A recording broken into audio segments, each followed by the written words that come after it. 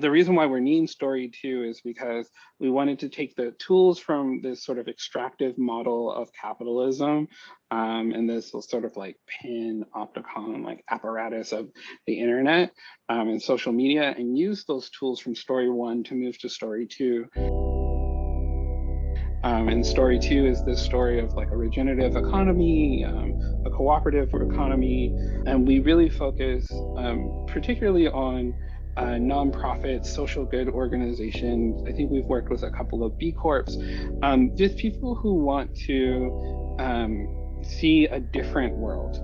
Story 2 wants to be this place. We want our clients to be able to tell their stories really well online, and we want them to be able to get the people that want to see a better world online. There's a generation of people who, increasingly more so, who understand that the internet is not a separate part of reality, but is infused as part of their reality.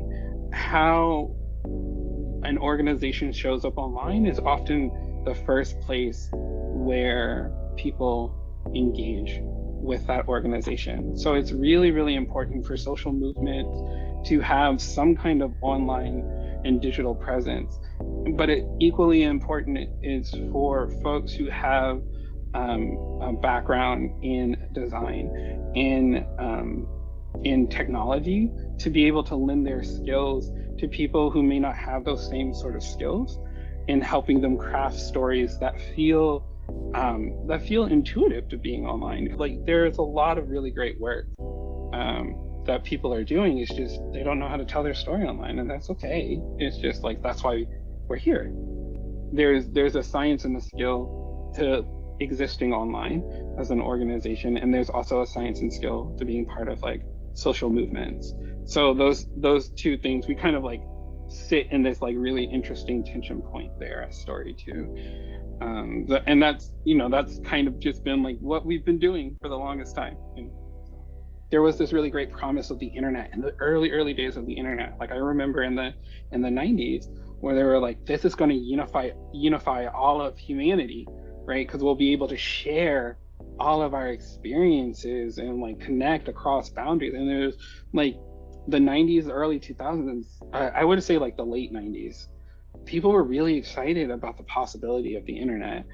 And then, capitalism sort of like came in with algorithms and was like, no, we're gonna break you down into micro tribes and organizations, and like try to sell you things. And so now we're all kind of back to like where we were, even more so.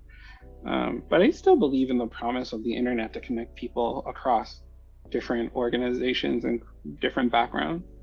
I feel very fortunate that I have people who believe in the vision of what we're doing and a vision of a world, so we can mutually help organizations and clients help envision and create a better world. Like, and then also have all of these values to hold each other accountable and collectively dream. And it's not as hard of work if you spread it out, right? I just have to think about it a lot.